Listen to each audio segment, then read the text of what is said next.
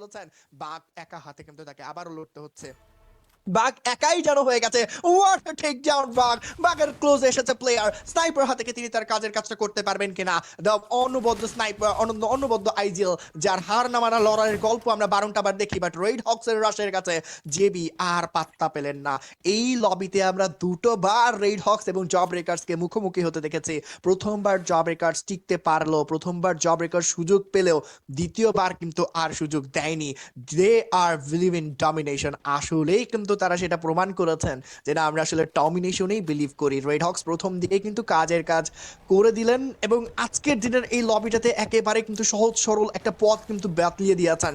Job ব্রেকার্সকে এবার কিন্তু পুরোপুরি বিদায় নিতে হবে, বাট অন্যদিকে বাংলা ইউনিটি ভাই বিরুজ কি শুরু করলো আজকে, 8 কিল কমপ্লিট হয়েছে এবং এবার যেন আরো বেশি অ্যাগ্রেসিভ হয়ে উঠবে এই দলটা। বাংলা ইউনিটি নিজেদের কাজের কাজটা করতে চায় এবার,